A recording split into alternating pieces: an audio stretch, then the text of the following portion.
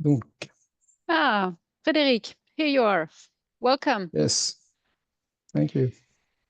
So hello, everyone. Frederic and I are in Paris. Can you hear us and send a message confirming that you can hear us well? I see thumbs up on the screen. All right, here we go. So Frederic will introduce the challenge. It's not actually a serious game as it was planned because we are lacking time for this. Frederic is a senior link coach with Opera Partners. He's the author of a book called PDCA, the Hero Book, and he also translated the Lean Bakery book in French. So now Frederic will introduce the challenge, and you will be able to send him questions or comments through the chat and I will transfer the questions to Frederic or the comments that you will provide. Frederic, please go ahead. Hello, everybody. Welcome to the Exact Tartine challenge. So we're gonna have a little introduction about it. First of all, how will we proceed? First we will watch a video, then we're gonna have a demonstration of what a standard is, and then we will finish with what we learned about it. So I'm gonna have a little video. I hope it will goes fine.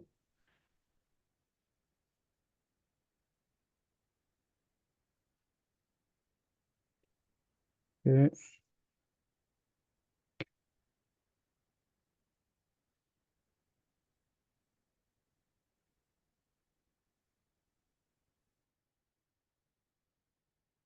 You're not making any Here we go. sense. Zari ruined it on purpose. He knows how to make one. Step 1. Get 2 pieces of bread out. Got 'em. Get a butter knife and get some PB. Take 1 piece of bread, spread it around with the butter knife. No, Dad, with the peanut butter. I'm just doing what it says. It says take 1 piece of bread, spread it around with the butter knife. Hold on. Get some jelly, rub it on the other half of the bread. No, Dad, open the jelly. Well, it doesn't say to do that. Put the breads together on top of each other. Take a big bite. This doesn't taste like a peanut butter jelly sandwich. Fail. Yeah. Oh, yeah. Sorry, I had to make it extremely specific. Oh, good. I'm starving. Take 2 pieces of white bread out of the bag. Take the lid off the jar of peanut butter. Get a butter knife and stick it inside of the peanut butter jar. With the knife, scoop a bit of peanut butter out of the... That means like a lot. A bit means a lot? In my world. Spread your scoop of peanut butter onto 1 of your pieces of bread with a knife. All right? There we go. You're doing better than before, though. Open the jelly jar. Squeeze it onto the other piece of bread. Nope. Done. Closer. You suck. Get 2 pieces bread. Get some peanut butter. Take the peanut butter knife. Open the peanut butter. Put the knife in the PB. Get some jelly. Open the jelly. No. Squirt the jelly onto the bread. You're supposed to... Take the butter knife with the peanut butter on it. Wipe it all over the piece of bread that's blank. Take the butter knife, rub the jelly all over the piece of bread. Oh, he's doing better. Oh. It says all over. Put the 2 pieces on top of each other. This isn't how I meant. Take 2 pieces of white bread out of the bag. Take the lid off the jar of peanut butter. Get a butter knife and stick it inside of the peanut butter jar. With the knife, scoop some of the peanut butter out of the inside of the jar. Spread your scoop of peanut butter onto one of your pieces of bread with a knife. No. Squeeze some jelly onto the other piece of bread. Spread the jelly on the bread with the butter knife. Put your two pieces of bread, peanut butter and jelly sides together. Done.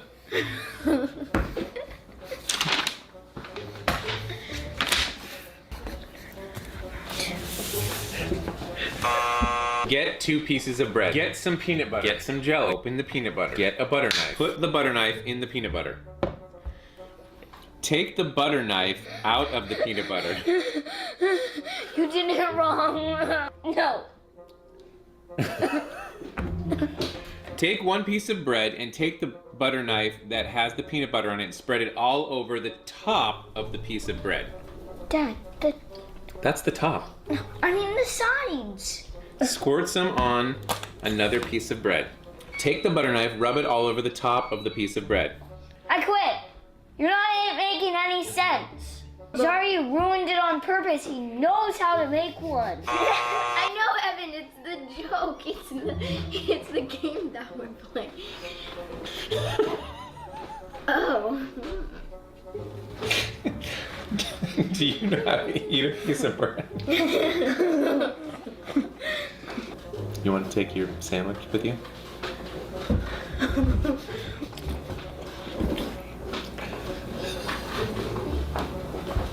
Oh, this is so good. It looks like a yummy sandwich. I'm glad I made that for you.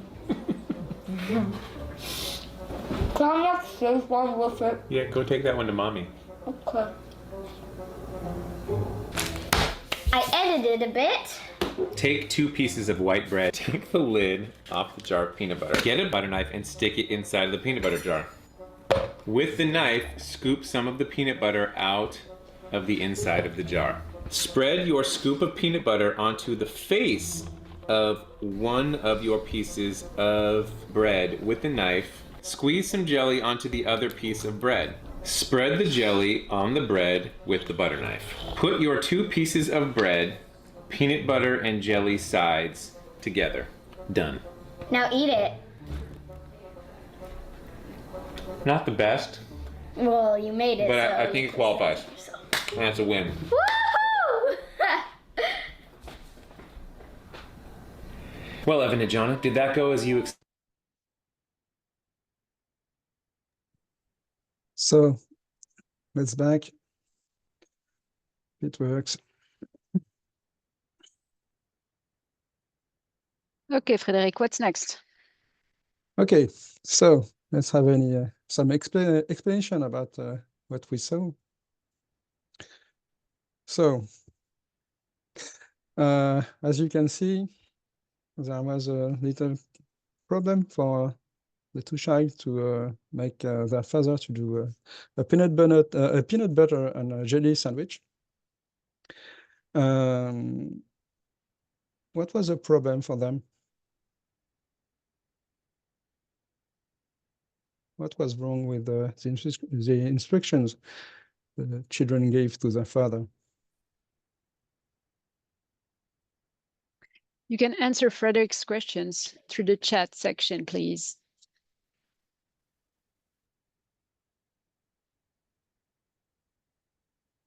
In fact, they allowed a free interpretation, and he felt totally free to interpret them.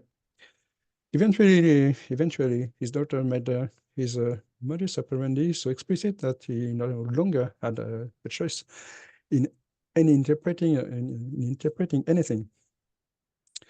She managed to robotize him.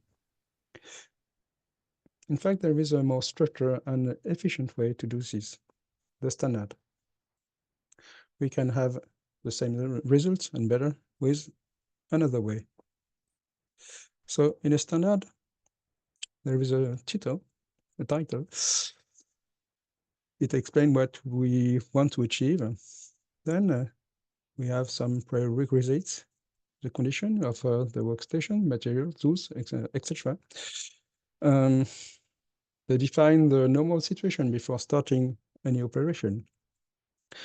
Then there are work instruction, checkpoint, and reason of all tasks you have in your work instructions. Of course, there is a task order. You've got as much work instructions you need to complete to achieve this standard. And for example, we can have we're not so far from Halloween days. So what about an anti-zombie standard? Let's go for a standard with a title as Save the World from Zombies. The prerequisites are quite simple: clean hands and one FFP2 mask. Work instruction, checkpoint, and reasons for all tasks are quite simple. First, you put the mask on the face and hang it on the ears with the elastics. Everybody has already done this. What is a checkpoint? The rigid bar is upward, and the reason of this task is quite simple too. We want to prepare the deployment of the mask on the face. Step 2, you stretch the mask from the top to the nose, of the nose to the below the chin. What is a checkpoint? The nose and the chin are covered by the mask, and the reason of this task is to filter the air that reaches nose and mouth. So we got the mask on your face, and the air must go straight on your mask. Step 3, you have to adapt the shape of the rigid bar to the shape of the nose. What is the checkpoint? There are 2 checkpoints. No air leaks from the side of the mask, and there is no fogging of glasses. And the reason of this task, there are 2 reasons. You want to breathe purified air and be able to see the zombies coming because there is no fogging of glasses. You wrote this kind of standard, and then what will happen if you give this standard as is to a person? She would probably do something similar to what we saw in the video, and we must avoid it, because if you want to avoid we don't want the people to do anything else. That's what is written in the standard. We have to do something more. And there is something quite simple, that we must learn. We must teach the standard to the people we want to use it properly. So you can remember, if the student hasn't learned anything, it's because the teacher hasn't taught anything. You must taught the standard to the people if you want them to do it properly. So what did we learn in this video? If you don't want to teach people, you will have to program them, and that's what the child did with their father. They have to be more explicit, more specific in the standard until there is no way to escape, and the father must do everything right because it's written like this in the sheet of paper. So standard and job instruction are not a computer program, but it will have to be a computer program if you don't want to teach it. So you must think about something quite clear. If you don't want to, do you want to turn your colleagues into robots or not? That's a question. If you don't want to turn them into robots, you must teach every standard you wrote. Do you have any question about it? Chat is activated now. You can ask your questions. So Jonathan says, if you don't want to teach people, you will have to program them. So true and so good. And what do you think about adding pictures, Frederic? You can add a picture to explain more specifically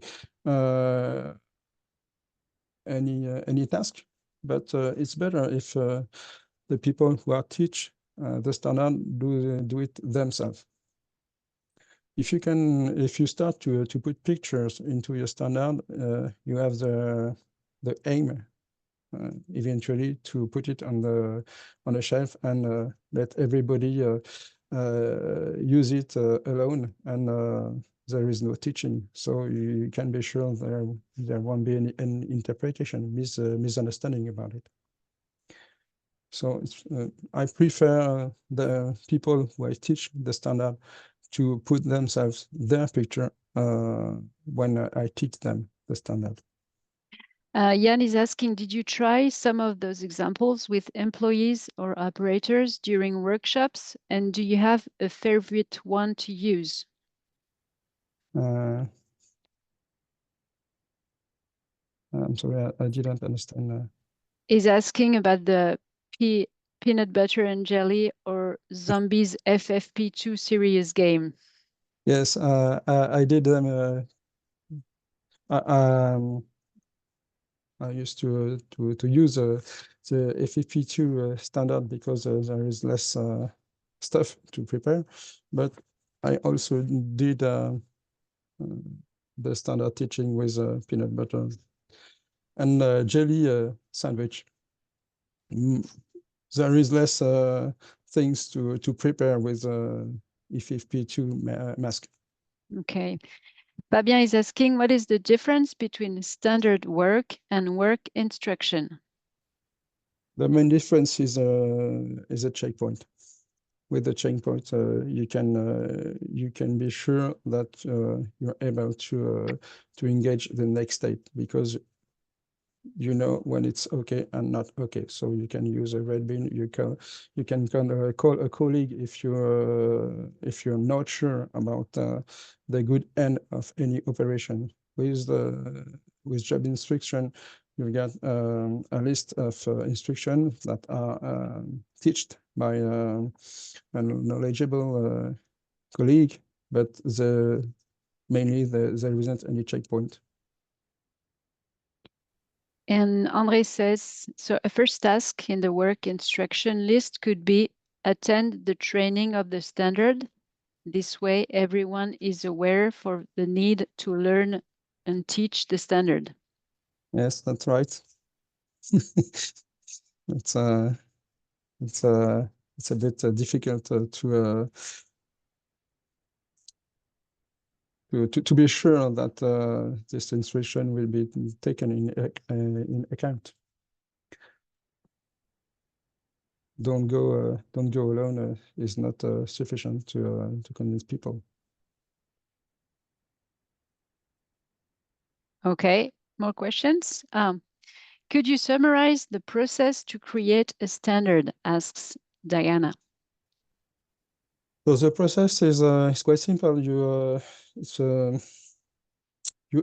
have to be on the workplace and to do operation and write the standard in the same time. If you write the standard in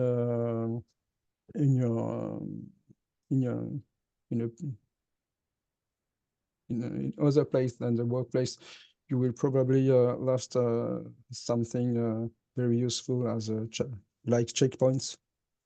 So it's the better way to write a standard is to be on the workplace and to write it step by step when you are doing the things. Then it's quite easy for you to be sure that the checkpoints you choose for the good end of any task is very useful and the proper one. Okay, we have another question from Julie. What is exactly the target of a standard? The main target is to have the job to be done properly. It's written in the title, so I was a bit funny with the title about how to save the world with FFP2 mask, but the main target for a standard is the good way to have a good job done at the first time with a minimum waste. Okay. I have no more questions for you right now. So if there are no more questions, I'm very happy to have you for this session. It's not easy for me because I'm French, so my English is not very good. But it was a pleasure to have you and to answer your question. Last question, anyone? Julie says, thank you. Thank you. Oh, sorry, one more is coming up. How big must be the team creating the standard? So I don't know what must mean. How big should be the team creating the standard? How many people in the team? You can create a standard with the most knowledgeable person in the team about the thing you want to describe in the stuff you want to describe into the standard, and it's better to have with you the most knowledgeable people. So there is no specific number because she's asking how many people. There isn't any specific number, but 2, 1, 2, 3, it's okay. Not 10 or more. Okay, we have a few minutes left. If anyone has another question, feel free to ask.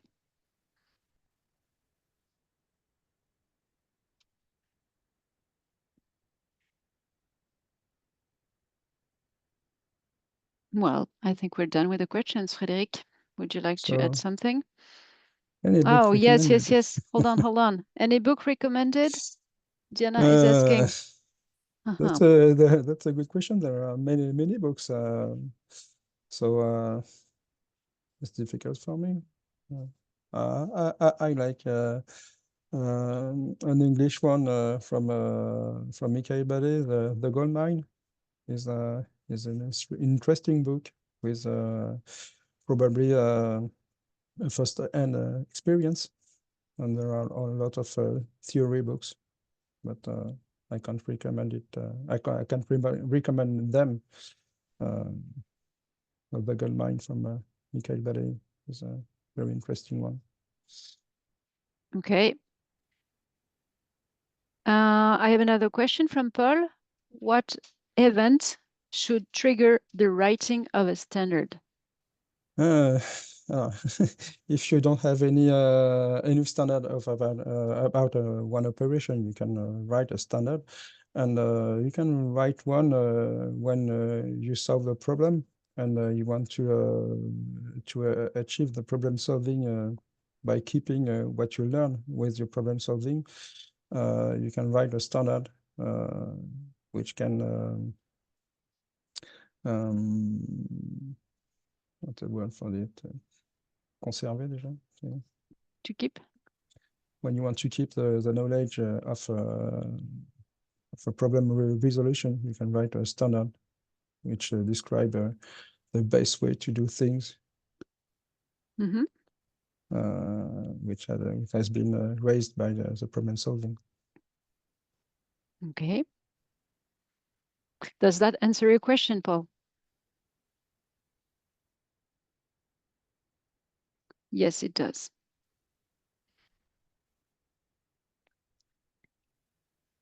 Okay, if you have more references, you can share them on your LinkedIn profile, maybe, Frederic. More stuff to read about that. I have another question. What about using a video standard instead of a written standard? You can use a video if you have knowledgeable people who can explain it to the people who teach the standard. Any super, but you must have the relation between a knowledgeable person and the person who has been taught the standard. Mm-hmm.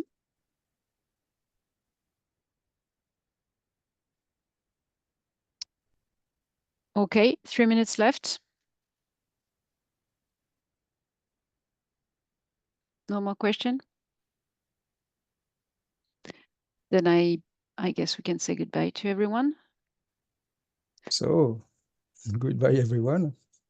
Thank you for attending, and have a nice conference. Have Bye. a nice next